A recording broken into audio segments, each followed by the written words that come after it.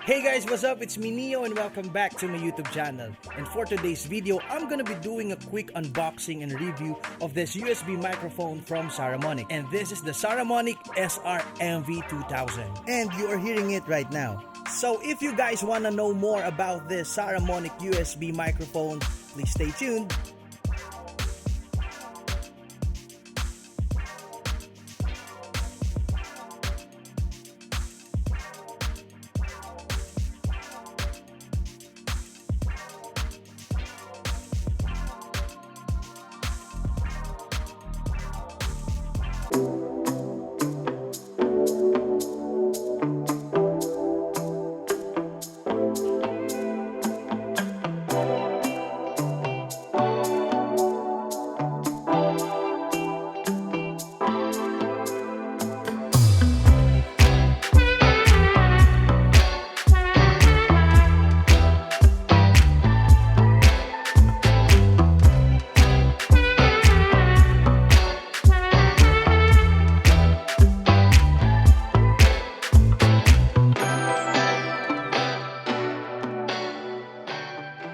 By the way guys, this is not a sponsored video pero pinadalan tayo ng Saramonic para lang i-review ang kanilang USB microphone. So, ang maririnig nyo lang dito is mga honest opinion ko lang about this product.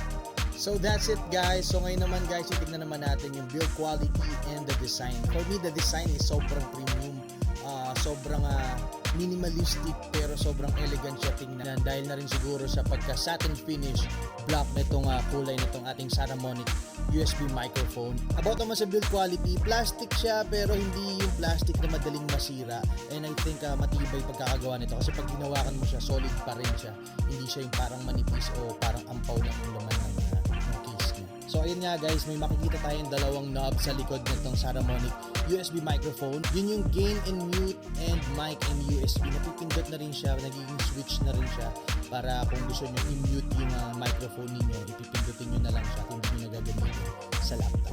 And of course guys, ito isa sa mga nagustuhan ko. Type-C na rin siya, so pwede nyong isaksak yung Type-C na cable nyo going to the laptop. So ayun nga guys, dahil Type-C na siya, meron din siyang kasamang Type-C to Type-C na cable na pwede mo nang i-connecta from USB microphone directly to your Android device or kung anong mga devices ninyo na meron ding Type-C. So hindi mo na kailangan ng mga audio interface. Diretso na lang. Meron din siya ditong LED indicator sa harapan kung saan makikita nyo yung levels ng volume ng monitors ninyo or yung levels ng volume ng mismong mic ninyo. And of course, nakita rin natin sa unboxing kanina na meron siyang magnetic stand kung saan pwede nyo na rin tong ilagay na lang sa lamesa ninyo at ipatong yung mic na walang kahirap-hirap. Tapos, ready to go na. So, saktong-sakto to sa mga nagpa-podcast, sa mga nagla-livestream, sa mga gamers dahil sobrang portable at napakaganda ng design nitong USB microphone na to. Pero Soy, pwede na rin ba to gamitin sa pag-record ng mga covers? Ang masasabi ko lang, subukan natin para malaman natin. Baby, baby, you're my sun and moon. Girl, you're everything between. A lot of pretty faces to waste my time, but you're my dream, girl. You make the flowers bloom, you make the stars collide. And I don't know what I did to get like it like this, but it sure feels fine.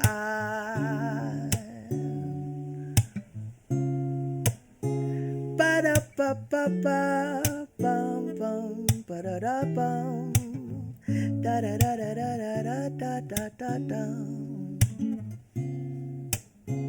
ba-da-da-ba-bum-ba-ba-ba-ba-ba-ba-ba-ba-dum. Yeah.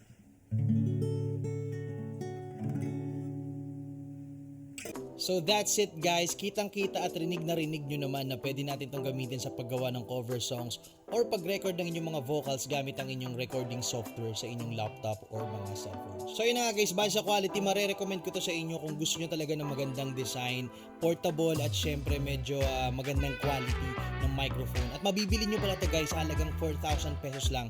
At ilalagay ko ang mga link sa description below para malaman nyo kung saan pwede mabili or makuha itong Saramonic USB microphone. So that's it guys. Kung may mga questions kayo about this USB microphone, i-comment down below nyo lang.